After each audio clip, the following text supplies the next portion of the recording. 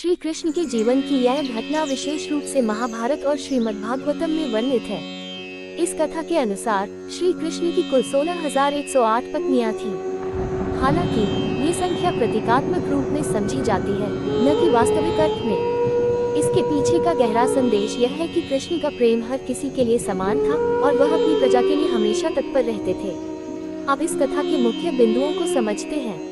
श्री कृष्ण की कुछ प्रमुख पत्नियां थीं, जैसे रुक्मिणी, सत्यभामा, जाम्बूति, कालिंदी और अन्य। रुक्मिणी उनके साथ प्रेम और विश्वास का प्रतीक थी, जबकि सत्यभामा और जाम्बूति भी उनकी प्रमुख पत्नियां मानी जाती हैं।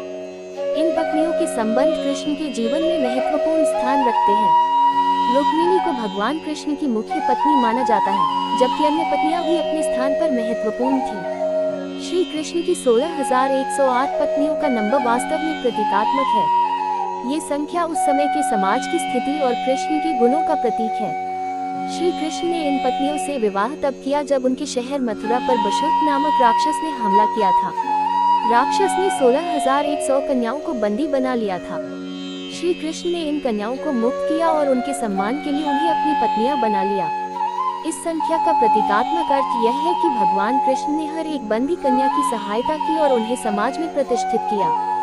वह एक आदर्श पुरुष थे जिन्होंने कभी किसी को अस्वीकार नहीं किया और सभी का सम्मान किया।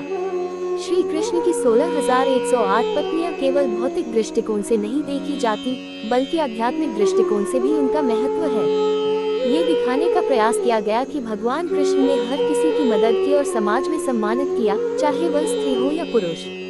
उनकी पत्नियां उनके विभिन्न रूपों और उनके व्यापक प्रेम को दर्शाती हैं, जिसमें वह किसी भी व्यक्ति की आत्मा से जुड़े होते हैं।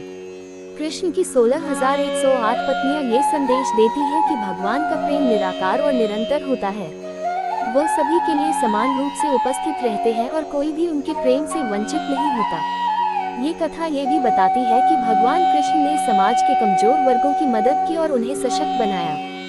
भगवान श्री कृष्ण की 16,108 पत्नियां एक गहरी प्रतीकात्मकता रखती हैं, जो उनके समर्पण, प्रेम और सेवा भाव को दर्शाती हैं। ये केवल भौतिक विवाह नहीं, बल्कि एक आध्यात्मिक और सामाजिक दृष्टिकोण से भगवान के व्यक्तित्व का विस्तार है। कृष्ण ने हर किसी की मदद की, उनका सम्मान किया और समाज में समानता का संदेश दिया। आपको ये कहानी अच्छी लगी हो तो कृपया इस चैनल को सब्सक्राइब और लाइक करें। धन्यवाद।